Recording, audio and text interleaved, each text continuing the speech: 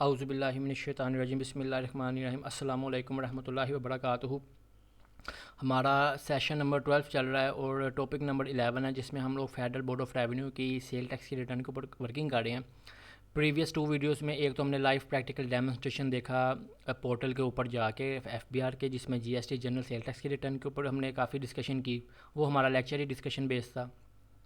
ICT की भी मैंने आपको सारा वो नेक्चर वगैरह अपलोड करके दिखाया, सारी चीज़ें मैंने बताई नेक्चर ए सी के अंदर जाके। वेरी लास्ट सेक्शन में जो था, मैंने आपको सेल टैक्स की रिटर्न की जो वर्किंग है ना, वो मैंने आपको यहाँ पे बताई है एक इनवॉइस की। अच्छा, अब जो हमारा ये लेक्चर नंबर पार्ट 2 है ना, उसी से रिलेट करता है और ये उसी को समझ आएगा जिसने हमारी प्रीवियस वीडियो जो है वो पूरी वॉच की होगी, क्योंकि ये उसी का ही आगे जो है ना, आप कह लो कि एक थोड़ा एडवांस लेवल है। सेल टैक्स रिटर्न हमारी ये सेकंड है। एक सेल टैक्स रिटर्न हम यहाँ पे जमा करवा चुके हैं, इसकी हमने क्लोजिंग जो है एंट्रीज भी पास की थी, एडजस्टिंग एंट्रीज भी पास की थी। फिर उन एंट्रीज़ का जो है लेजर के अंदर क्या क्या इफेक्ट था, उन लेजर के बैलेंस को हमने सारा नील किया था, ज़ीरो किया था लाइबिलिटी को। ये 2 इन्वॉइसेस हमने इशू की थी। उसी को आगे जो है मैं आगे कंटिन्यू करता हूँ।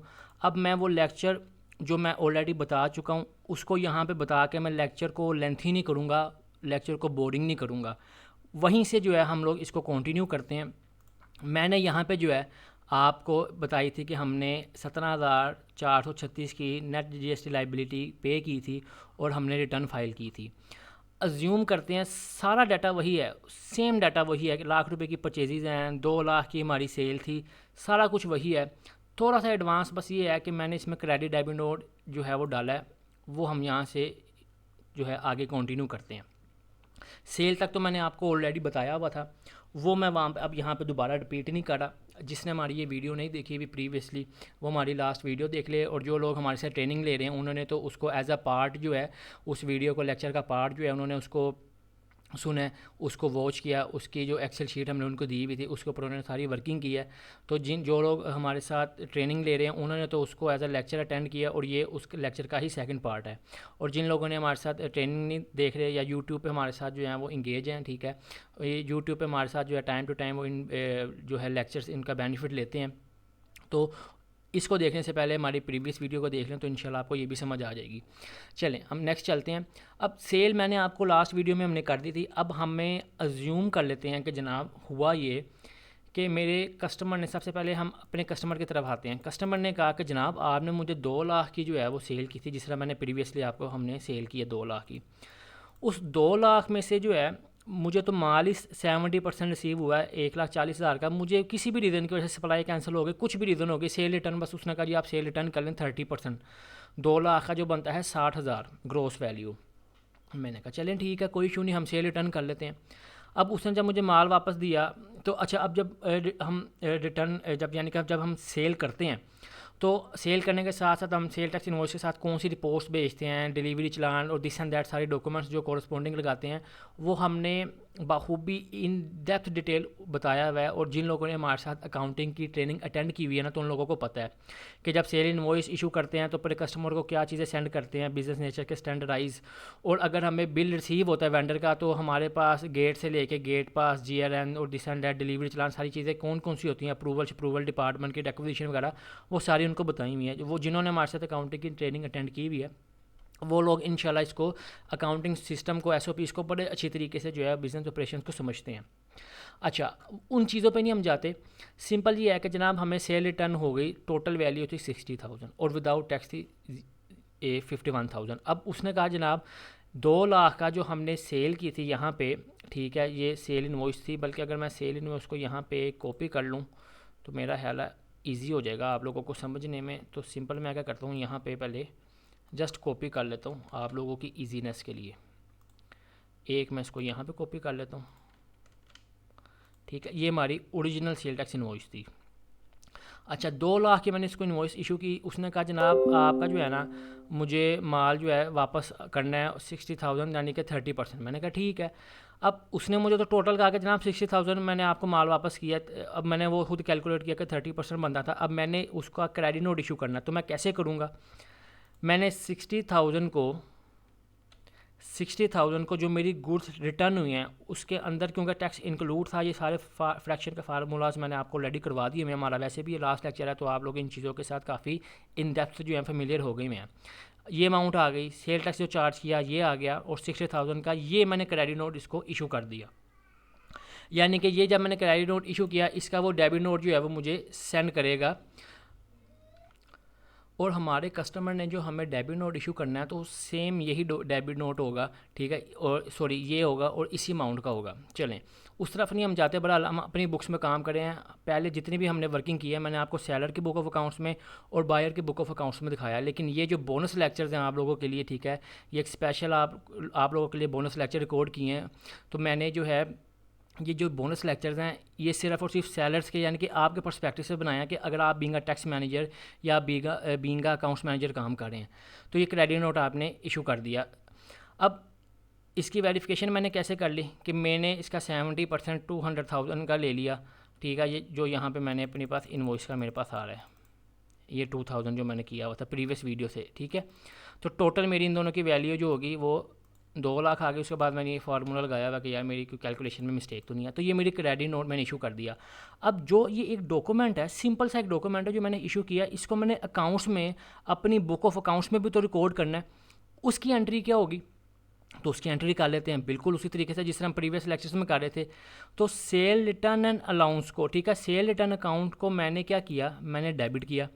अब आप सोच रहे होंगे कि सेल अकाउंट तो इनकम अकाउंट होता है, हम तो उसको क्रेडिट करते हैं, तो बिल्कुल ये सेल्स का होता है कॉन्ट्रा अकाउंट। जिस तरह आपने कॉन्ट्रा एसेट जो है अकाउंट सुना होगा, उसकी सबसे अच्छी जो एग्जांपल है डेप्रिसिएशन है। डेप्रिसिएशन आपका नॉन कैश एक्सपेंस है, और डेप्रिसिएशन जो आपका नॉन कैश एक्सपेंस है इसका जो कॉन्ट्रा एसेट अकाउंट होता है वो अकोमुलेटेड डेप्रिसिएशन होता है, जिसमें पूरे साल की उसकी पूरे लाइफ की जो डेप्रिसिएशन जो होती है वो चार्ज हो रही होती है, उसका अकोमुलेटेड बैलेंस में आ रहा होता है, अकोमुलेटेड डेप्रिसिएशन में, और वो क्रेडिट बैलेंस होता है। अब कॉन्ट्रा अकाउंट होता क्या है, ठीक है, ये आपका ओरिजिनल अकाउंट का जो है बैलेंस सेट ऑफ करता है, कि डेबिट है तो क्रेडिट करता है, क्रेडिट है तो डेबिट करता है।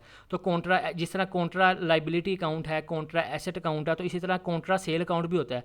अब ये जो सारी चीज़ें हैं ना, तो जो हमारे स्टूडेंट हैं ना जिन्होंने अकाउंटिंग की ट्रेनिंग ली और अब वो हमसे सेल टैक्स की ट्रेनिंग भी ले रहे हैं, तो वो इन टर्म्स के साथ काफ़ी अच्छी तरह जो है ना फेमिलियर होंगे, और उनको ये चीज़ें पता है कि मैं क्या बात कर रहा हूँ। तो बड़ा क्योंकि अकाउंटिंग से रिलेटेड है तो हम इसको इतना ज़्यादा डिस्कस नहीं करते, सिंपल मैंने अपनी सेल रिटर्न को डेबिट कर दिया। किस अमाउंट से, जो मैंने credit note without tax amount किया था इशू। उसके बाद GST सेल्स आउटपुट टैक्स। अब ये जो मेरा आउटपुट टैक्स है लाइबिलिटी अकाउंट है, लेकिन ये टैक्स तो मैंने वापस लेना गवर्नमेंट से, क्योंकि मैंने तो पे कर दिया 29,000, लेकिन मुझे वो 2 लाख पे मैंने पे कर दिया है जो मैंने प्रीवियस वीडियो में पे किया, लेकिन कस्टमर ने तो मुझे 60,000 का माल ही वापस कर दिया। ये तो 60,000 के ऊपर जो है टैक्स कितना इंक्लूड था, वो 8,000 था, तो मैंने ये वापस नहीं लेना, बिल्कुल ओबियसली मैंने अपने गवर्नमेंट से ये टैक्स वापस लेना है, तो मैंने अपने आउटपुट टैक्स को जो है वो कर दिया डेबिट। अच्छा, उसके बाद ट्रेड डेटर अकाउंट को मैंने कर दिया क्रेडिट। अच्छा, अब आप एक चीज़ बताएं कि आप अक्सर स्टूडेंट्स पूछते हैं कि सर इसको डेबिट नोट क्यों कहते हैं और क्रेडिट नोट क्यों कहते हैं। अब आप ये देखो, आपने जब क्रेडिट नोट क्यों कहते हैं, इसलिए कि आप अपने डेबिट पार्टी को क्रेडिट करते हो, यानी कि आपका ये जो ट्रेड डेटर था, ठीक है, जो भी आपका अकाउंट था, ठीक है, ट्रेड डेटर अकाउंट, उसको आपने क्रेडिट कर दिया, ठीक है। दैट्स वाई इसको हम कह सकते हैं सम सॉर्ट ऑफ सेंस के इसको हम क्रेडिट जो है क्रेडिट नोट इसलिए कहते हैं। ऑल दो कस्टमर आपका क्रेडिट नोट भी डेबिट नोट भी इशू कर सकता है। वो क्या कंसेप्ट है वो मैं आपको भी यहाँ पे नहीं बताऊंगा, क्योंकि वो चीज़ें सारी मैंने अकाउंटिंग ट्रेनिंग के अंदर ऑलरेडी बताई हुई हैं कि जो सेलर है वो उसको डेबिट नोट भी इशू कर सकता है, लेकिन प्रैक्टिकली ये चीज़ नहीं सामने देखने में आई, क्योंकि अगर कोई इस तरह का मसला होता है तो वो क्या करता है, दोबारा से नई इन्वॉइस इशू कर देता है उसी बैलेंस के पिछले प्रीवियस रेफरेंस देके। तो मैं उस तरफ नहीं जा रहा, वो कन्फ्यूजन क्रिएट करेगा। तो इन सिंपल वर्ड्स मैंने अपनी ट्रेड डेटर को, क्योंकि मुझे कस्टमर ने 60,000 का माल वापस दे दिया, देसी लफ्ज़ों में मैंने अपनी पार्टी को, अपने कस्टमर को डेबिट कर दिया। मैंने इस क्रेडिट नोट की बुक कीपिंग कर ली अपने बुक ऑफ अकाउंट्स के अंदर। अब इनके लेजर इफेक्ट्स देख लेते हैं कि इनके लेजर में क्या इफेक्ट आया, वो साथ साथ हमने देखना है। तो सेल रिटर्न का जो लेजर है रेफरेंस नंबर 10 है, JV टाइप है, 51,000 डेबिट हुआ है। तो अब आप ये देखो कि सेल रिटर्न का अकाउंट है, रेफरेंस 10 है, JV टाइप है, 51,282 डेबिट हुआ है, तो मेरे पास 51,282 रुपीज़ जो है वो डेबिट बैलेंस मेरे बैलेंस आ रहा है मेरे लेजर अकाउंट में।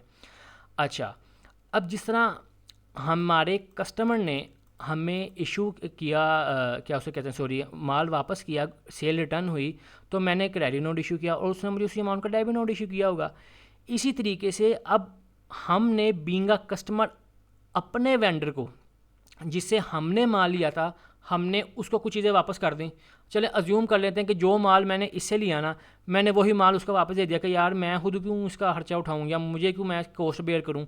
तो मैंने, क्योंकि लाख रुपए की चीज़ थी, 2 लाख में बेची, जो मुझे 60,000 का माल वापस आया, तो वो मेरी ओरिजिनल कॉस्ट 30,000 की बनती होगी, मतलब देसी लफ्ज़ों में मोटा मोटा। तो मैंने जो सामान वापस आया मैंने उठा के अपने वेंडर को भेज दिया कि जनाब ये लो, मुझे भी नहीं चाहिए। अब मैंने उसका टैक्स प्रीवियस वीडियो में मैं जमा करवा चुका था रिटर्न में। अब मैंने क्या करना है कि मैंने इसका डेबिट नोट इशू किया, और जब मैं डेबिट नोट इशू करूँगा तो मेरा जो वेंडर है मुझे उसके अगेंस्ट क्रेडिट नोट इशू करेगा। क्यों? क्योंकि बेचने वाला सेलर क्रेडिट नोट इशू करता है। तो यहाँ पे हम बेचने वाले थे, हमने क्रेडिट नोट इशू किया, और यहाँ पे हम खरीदने वाले थे, हमने परचेज़ रिटर्न की, माल वापस किया, तो अब हमने डेबिट नोट इशू किया। तो मैं यहाँ पे डेबिट नोट की भी जो है कॉपी कर लेता हूँ आप लोगों की ईजीनेस के लिए, क्योंकि ये फ़ाइल ऑलरेडी मैं आपको दे चुका हूँ। ये अपडेटेड मैं दोबारा से जो है आप लोगों को ईमेल कर दूँगा जब मैं इस लेक्चर का मटेरियल आप लोगों को सेंड कराऊँगा।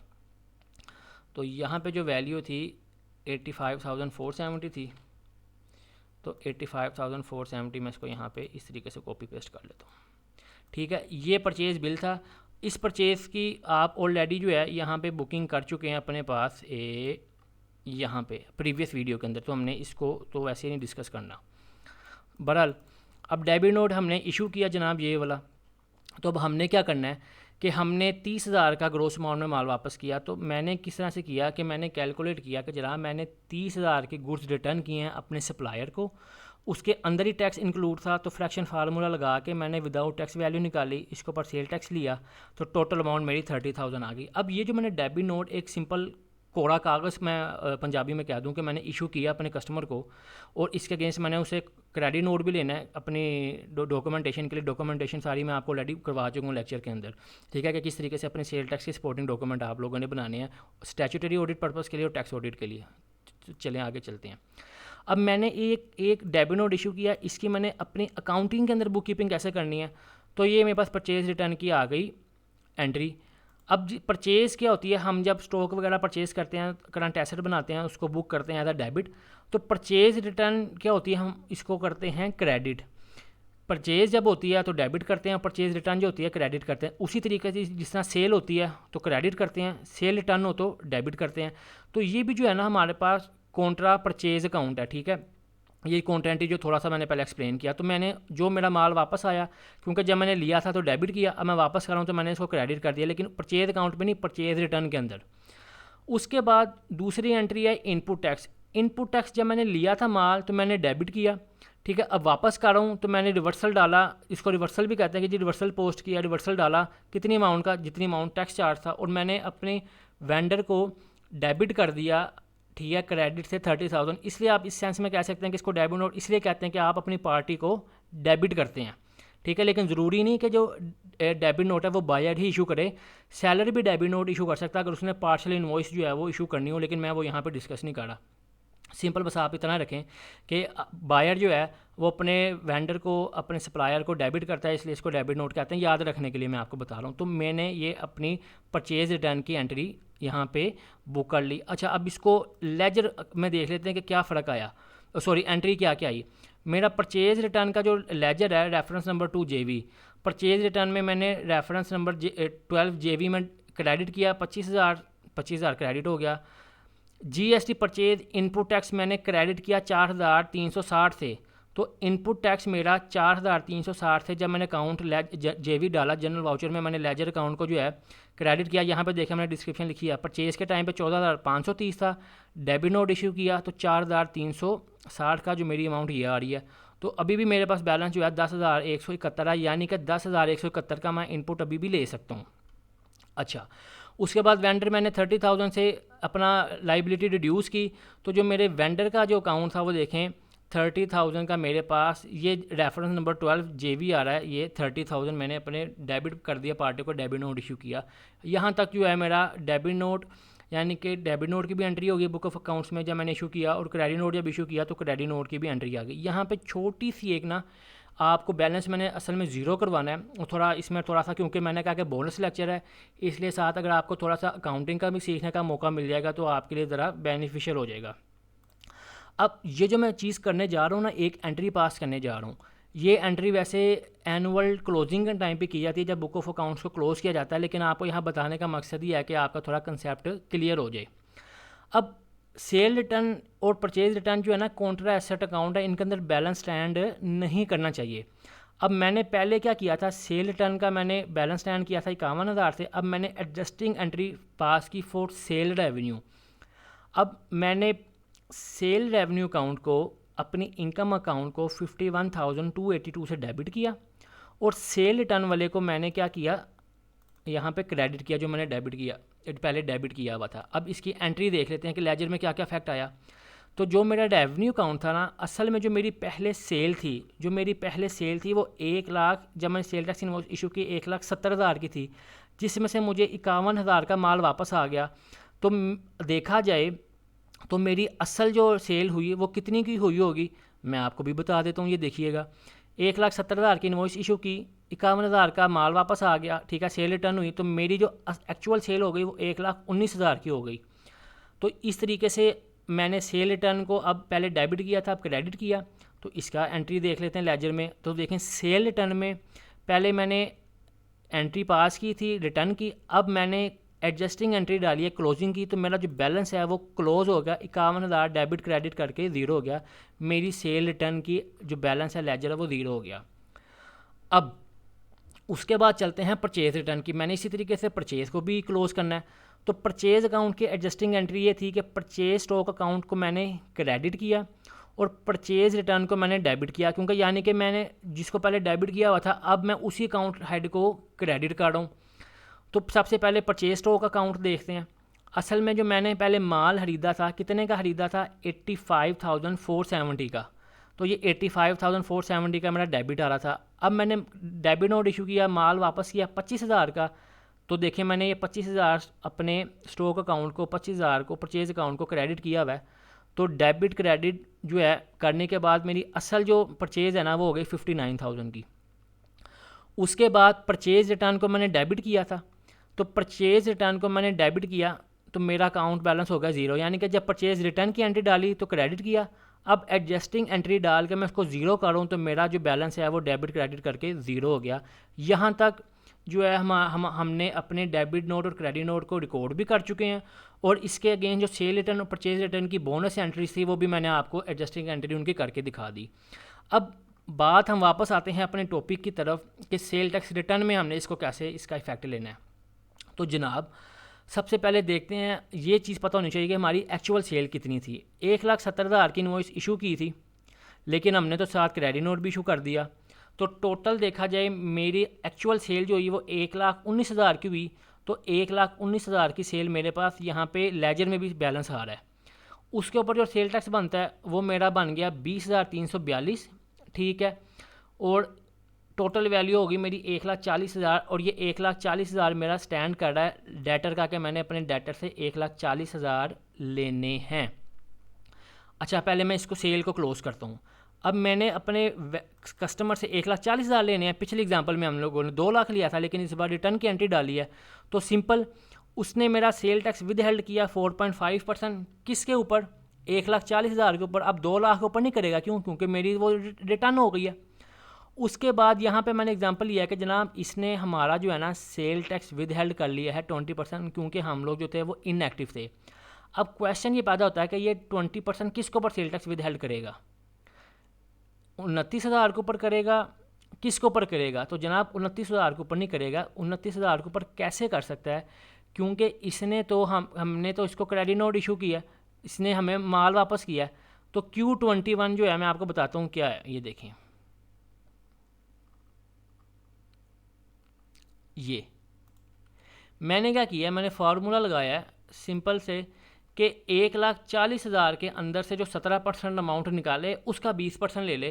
तो इसने जो हमारा सेल टैक्स विद हेल्ड किया वो 4,068 किया, और ट्रेड डेटर को मैंने 1,40,000 से लेस कर दिया, ठीक है। अब इसकी एंट्री हम देख लेते हैं कि लेजर अकाउंट के अंदर क्या क्या इसके इफेक्ट आए हैं। तो सबसे पहले बैंक अकाउंट में पैसे आए 1,29,000। तो बैंक अकाउंट में हमारे पास जो है पैसे आए हैं 1,29,000, तो 29,000 मेरे पास बैलेंस आ गया। इनकम टैक्स विद हेल्ड हुआ था 6,300 से, तो इनकम टैक्स विद हेल्ड हुआ हमारा 6,300 से, ये भी डेबिट आ रहा है। उसके बाद हमारा आउटपुट टैक्स जो है वो डेबिट हुआ 4,006 से। क्यों? क्योंकि हमने एडवांस में इनकम टैक्स विद हेल्ड करवा लिया, हमारे कस्टमर ने एडवांस में इनकम टैक्स विद हेल्ड किया। तो आउटपुट के लेजर ये देखें, आउटपुट के लेजर के अंदर सेल टैक्स विद हेल्ड आ रहा है 4,628 से, तो मेरे पास ये भी आ गया। उसके बाद जो है 1,40,000 से डाटा डिक्रीज़ किया, तो 1,40,000 से डाटा जब हमने डिक्रीज़ किया, BRV डाला, पेमेंट आई, तो देखिए बैलेंस हो गया ज़ीरो, हमारा पेमेंट हमारी क्लियर है। उसके बाद हमने जो है पेमेंट की है, ठीक है, तो पेमेंट की भी एंट्री देख लेते हैं, क्योंकि पेमेंट की एंट्री में सेल टैक्स विद होल्डिंग वाली एंट्री आ रही है। तो ये अब देखिए सारी चीज़ें वही रिपीट हो रही हैं जो हम प्रीवियस वीडियो में सारी कर चुके हैं, इसलिए मैंने इसको बोला था कि ये बोनस लेक्चर है, जाते जाते आपको ना एक पूरी रिटर्न का जो है ना बता दें कि किस तरीके से सारी वर्किंग होती है। अब आपने अपने कस्टमर को वेंडर को 1,00,000 रुपया नहीं देना। क्यों?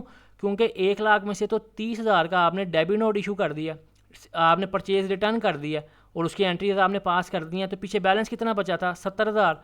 आपने अपने वेंडर को 70,000 पे किया, डेबिट किया, लाइबिलिटी डिक्रीज़ की। आपने अपने कस्टमर को 4% सेल टैक्स विद हेल्ड किया, किसके ऊपर किया? 70,000 पे, ना कि 1,00,000 के ऊपर, क्योंकि वो आपकी अब अमाउंट नहीं है, असल आपकी अमाउंट ये है। तो आपने 1,00,000 के ऊपर उसका 4% विद हेल्ड किया। 70,000 के अंदर जितना सेल टैक्स था उसका 20% आपने विद हेल्ड कर लिया, जो 2,034 रुपये आए। बाकी की जो नेट अमाउंट थी उसका आपने चेक बना के अपने वेंडर को पेमेंट कर दी। अब इनकी लेजर एंट्रीज देख लेते हैं। वेंडर के अकाउंट में 70,000 आपने डेबिट किया, तो वेंडर के अकाउंट में जो है आपने 70,000 जब डेबिट किया, BPV डाला, तो उसका बैलेंस हो गया ज़ीरो, आपने अपनी लाइबिलिटी 100% पे ऑफ कर दी। 2,800 जो है इनकम टैक्स आपने अपने उसका कस्टमर का कह रहा हूँ, सॉरी, वेंडर का आपने विद हेल्ड किया, तो आपके पास यहाँ पे वेंडर की ये देखें 2,800 आपका जो है यहाँ पे क्रेडिट हो रहा है, तो 2,800 की लाइबिलिटी आपकी यहाँ पे स्टैंड कर गई। 2,034 आपने अपने कस्टमर का वेंडर का आपने किया है विद हेल्ड, आपकी लाइबिलिटी स्टैंड की। तो देखें रेफरेंस नंबर 2 है, तो यहाँ पे रेफरेंस नंबर 2 पे आपने पेमेंट करते वक्त 2,034 आपने विद हेल्ड किए हैं, तो 2,034 जो हैं आपने विद हेल्ड किए, तो लाइबिलिटी स्टैंड कर गई, बैलेंस स्टैंड कर गया। उसके बाद आपने बैंक से पेमेंट की 65,000, करंट ऐसा डिक्रीज़ किया, क्रेडिट किया, तो आपके पास बैंक में 65,000 क्रेडिट हुआ, तो बाकी जितना बैलेंस बचना था आपके पास बच गया। अच्छा, अब ये भी हो गई। अभी तक हमने एक सेल टैक्स इनवॉइस इशू की, उसकी एंट्री की, परचेज बिल हमने रिसीव किया, उसकी एंट्री की, सेल रिटर्न हुई तो क्रेडिट नोट इशू किया, उसकी एंट्री की, फिर सेल रिटर्न की क्लोजिंग एंट्री की, हमने परचेज रिटर्न की, उसकी एंट्री की, हाँ, फिर हमने उसके अगेंस्ट परचेज रिटर्न की क्लोजिंग एंट्री की, और उसके बाद पेमेंट हमने की और हमने पेमेंट रिसीव की, उसकी एंट्रीज़ की, ख़त्म। अब हमने जो है यहाँ तक प्रीवियसली कोई जिक्र नहीं करना, अब हम जस्ट अपनी रिटर्न के ऊपर आने लगे हैं। अब हमने आगे क्या करना है? हमने अपनी क्लोजिंग एंट्रीज़ करनी है। किसकी? सेल टैक्स की पहले लाइबिलिटी स्टैंड करनी है। अब आप ये देखो कि आपके पास, पहले मैं आपको यहाँ से बताता हूँ, आपको ईजी हो जाएगा। सेल आपकी 1,70,000 थी, क्रेडिट नोट इशू करने के बाद 1,19,000 की सेल हुई और 20,000 आपका हो गया सेल टैक्स आउटपुट टैक्स। पहले पिछली वीडियो में 29,000 था, क्रेडिट नोट इशू करने के बाद 20,000 हो गया। अब आपकी असल लाइबिलिटी ये 20,000 है, और ये आपकी लेजर में भी 20,000 जो है स्टैंड करा होगा पेमेंट करने के बाद। और इनपुट जो था पहले पिछली वीडियो में 14,000 था, डेबिट नोट इशू करने के बाद जो है आपको परचेज रिटर्न करने के बाद कितना हो गया? आपका हो गया 10,000, ठीक है। यानी कि पहले आपने जो है 14,000 अगर आप इनपुट ले सकते थे, अब आपने डेबिट नोट इशू किया तो अब आपकी लेस हो गया, अब आप 10,000 इनपुट ले सकते हो, नहीं तो आपने 14,000 पहले लेना था। अब आपने असल इसके ऊपर जो है ना सारी वर्किंग करनी है। तो अब आए हम आपको दिखाते हैं कि किस तरीके से आपकी, अब सिर्फ हमने इन 3 लेजर्स की डिस्कशन करनी, ऊपर हमने किसी चीज़ की डिस्कशन नहीं करनी।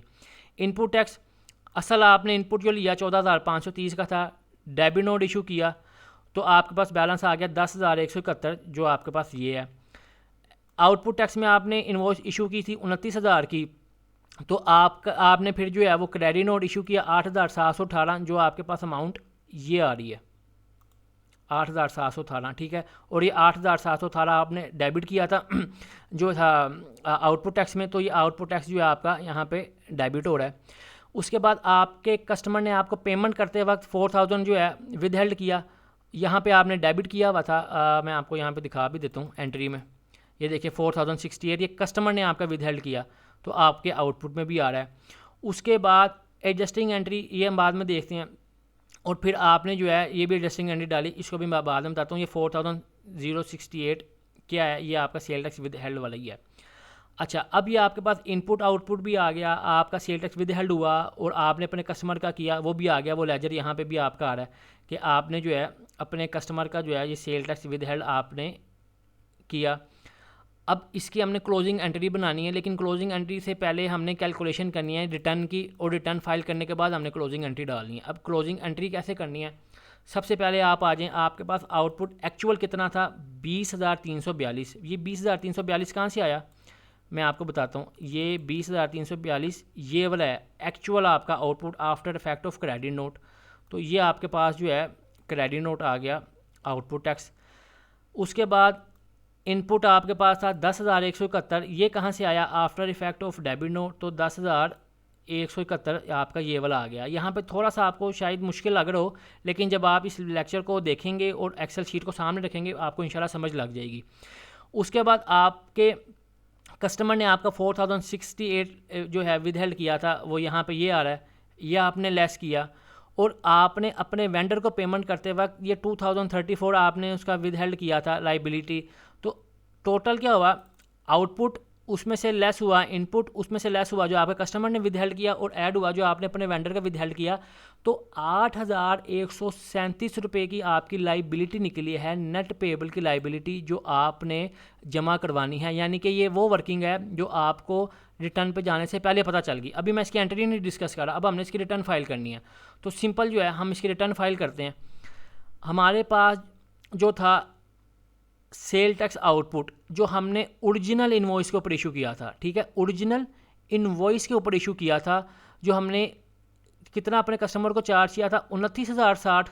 तो मैंने 29,060 यहाँ पे आउटपुट लिख दिया। Cell tax withheld by the return filer, ठीक है, मैंने सेल टैक्स अपने कस्टमर का कितना विद हेल्ड किया था 2,034, तो मेरा 2,034 आ गया।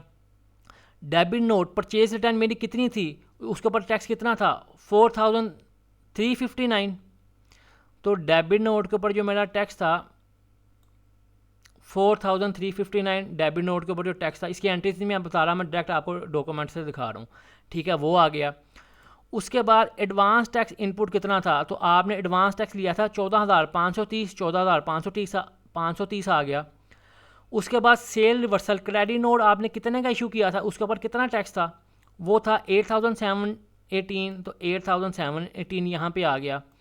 उसके बाद sale tax withheld by the buyer as withholding agent, आपके कस्टमर ने कितना टैक्स विद हेल्ड किया था, ठीक है, वो 4,068 आ रहा है, तो 4,068 आ रहा है। तो अब आप ये देखो, इन सब को जमा माइनस करने के बाद जो मैंने यहाँ पे लिखा हुआ है, टोटल लाइबिलिटी आपकी बनी 8,137।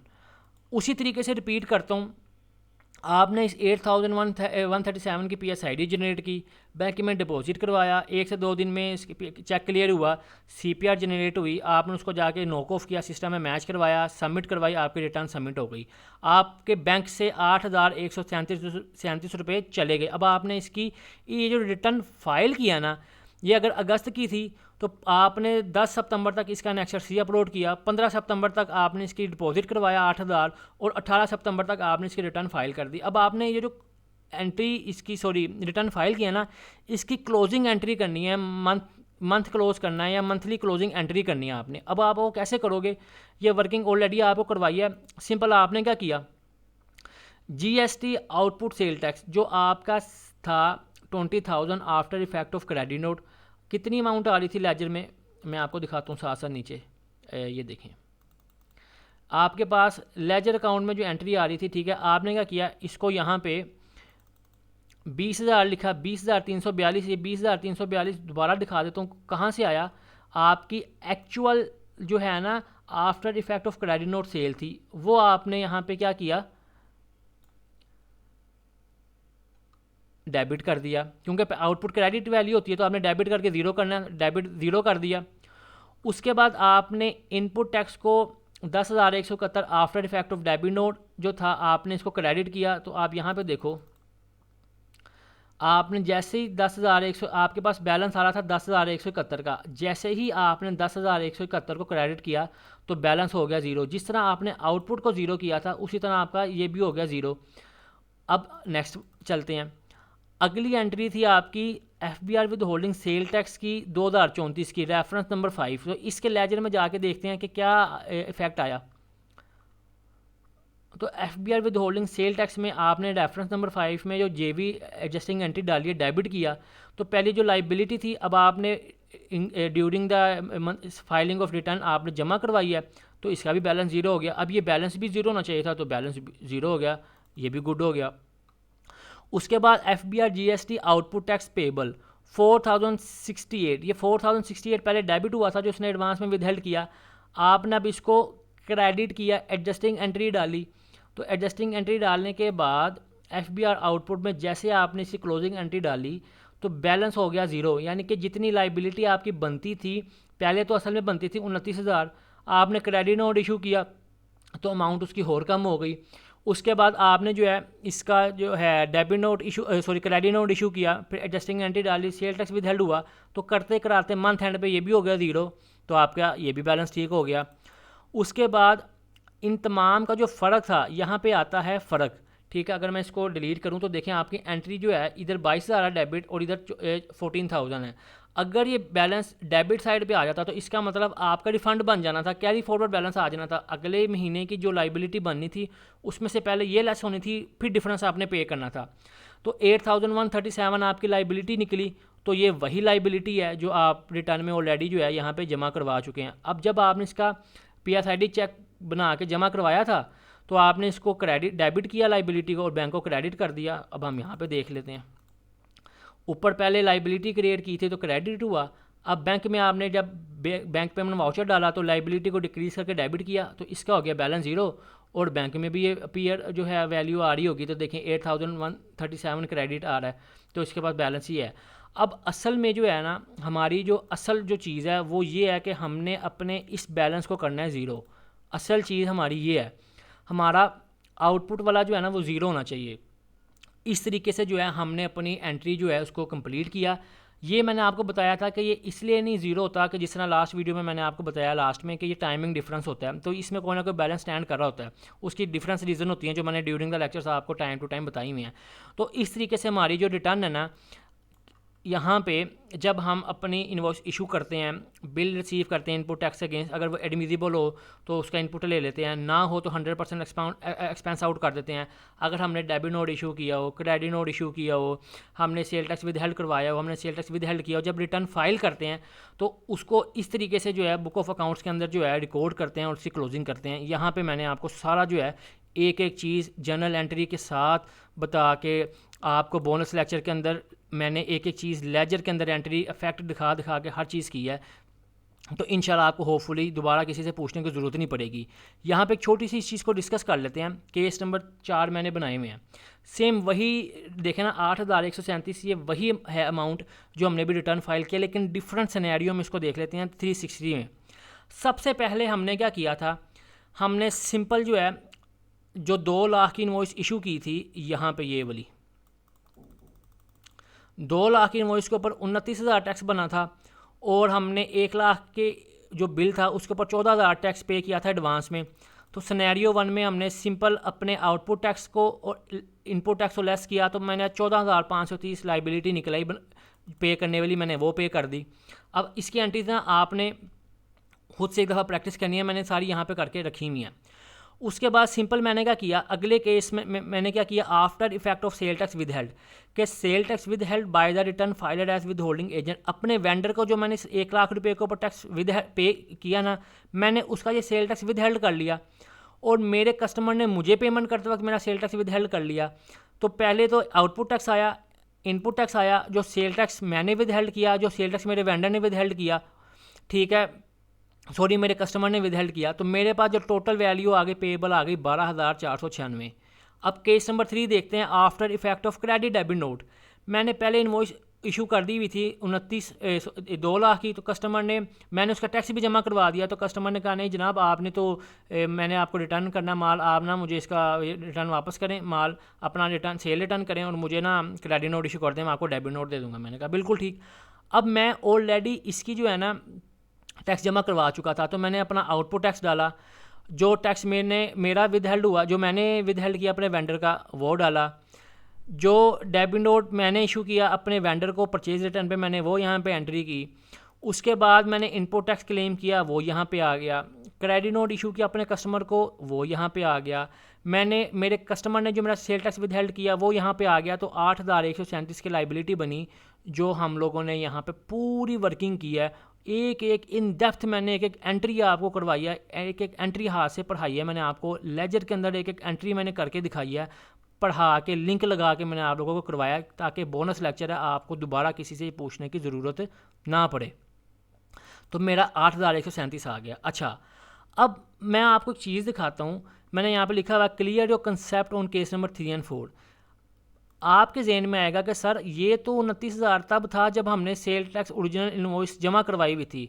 सर हम क्या करते हैं कि हमारे कस्टमर ने हमें करंट मंथ के अंदर ही बता दिया कि जनाब आपने मुझे 2 लाख की इनवॉइस इशू की है, यहाँ पे ये 2 लाख की इनवॉइस इशू की है, तो आप मुझे मैंने तो 60,000 का माल वापस करना है, तो आप मुझे ना नई इनवॉइस इशू कर दो। नई इनवॉइस किस अमाउंट की होगी? नई इनवॉइस इस अमाउंट की होगी। यानी कि हमने भी टैक्स में रिटर्न कुछ भी जमा नहीं कराया, तो हमें तो ये सारी प्रैक्टिस जो हमने यहाँ पे की है ना, debit note, credit note, purchase return, cell return, ये कुछ भी करने की ज़रूरत नहीं पड़ी। हमने सिंपल क्या किया, हमने कहा यार ठीक है, हम सेल टैक्स इनवॉइस का नंबर भी नहीं चेंज करते, डेट भी नहीं चेंज करते, क्योंकि अभी रिटर्न हमने फाइल नहीं की, हमारे पास टाइम है, हमारे कोर्ट में बोल हम चेंज कर सकते हैं, आप उसको बिन कर दो, मैं आपको इस अमाउंट की नई इनवॉइस सेंड कर देता हूँ। उसने कहा बिल्कुल ठीक है। और वेंडर के साथ भी ऐसे ही हुआ। मैंने उसको जब माल वापस किया, उसने कहा यार मैंने तो अभी रिटर्न ही नहीं फाइल की, इसके ऊपर टैक्स मैंने नहीं जमा करवाया उसने।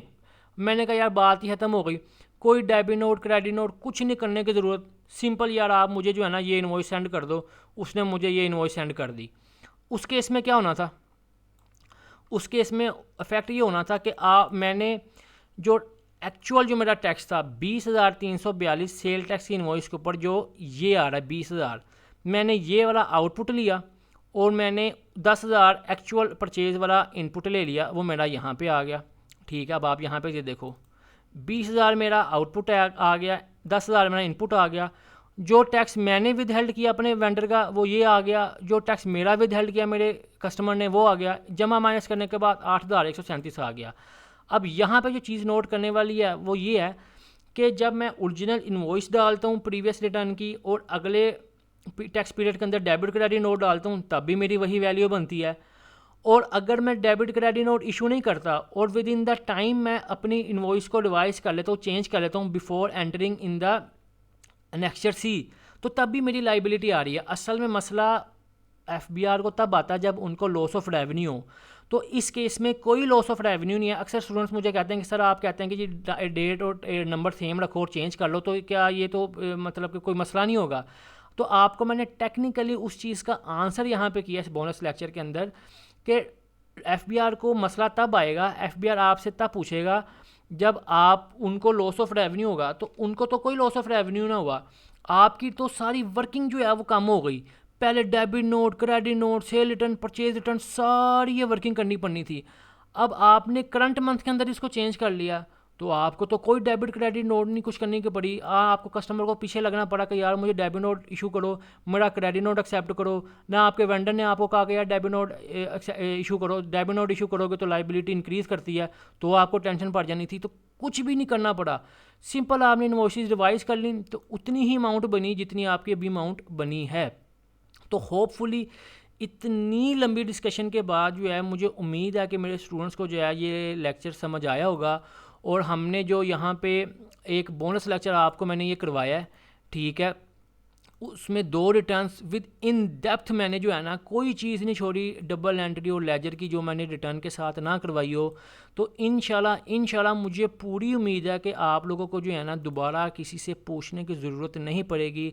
जस्ट आप लोगों ने जो है अपना फोकस रखना है कि जो डेली अपडेट्स आती हैं, जो SRO आते हैं, लॉ के अंदर चेंजेस आती है, जिस इंडस्ट्री में हो चारों तरफ नज़र होनी चाहिए, लेकिन फोकस प्राइमरी फोकस वही हो जिस इंडस्ट्री में आप काम कर रहे हो, चाहे वो लेदर है, टेक्सटाइल है, कोई मैन्युफैक्चरिंग है, केमिकल है, सीमेंट है, जो भी काम जहाँ भी करना है लगन के साथ काम करना है, फोकस के साथ काम करना है, और हर चीज़ पे आपने महारत रखनी है। ये नहीं कि मैं टैक्स का काम करूँ तो मुझे काउंटिंग का नहीं पता, यार मुझसे ना पूछो डबल एंट्री कैसे होती है, वैसे मैं रिटर्न फाइल कर सकता हूँ, नेक्स्ट ईयर प्रिपेयर करके दूंगा। वो तो एक क्लर्क बच्चा भी कर देगा मैट्रिक का, उसको 2 दफ़ा करवाओगे, तीसरी दफ़ा वो खुद करने लग जाएगा। आपने बींगा प्रोफेशनल एक्सपर्ट जो है ना आपने करना है कि आप अकाउंटिंग भी खुद देख रहे हो, आप जो है टैक्स भी खुद देख रहे हो, तभी इंशाल्लाह आपको आगे चल के अच्छी जगहों पे जाके जब आप जॉब करोगे तो लीड रोल जब करोगे तो सुपरवाइजर रोल में आओगे तो आपको से सारी चीज़ें पता होंगी। तो आप देखोगे ना कि नीचे जो मेरे सबऑर्डिनेट हैं डेबिट क्रेडिट ठीक कर रहे हैं, मेरे अकाउंट्स जो ठीक जनरेट हो रहे हैं। नहीं तो क्या होता है, garbage in garbage out, double entry गलत होगी, आपकी रिपोर्ट्स ठीक नहीं निकलेंगी, तो फाइनेंशियल्स क्या जनरेट होंगे।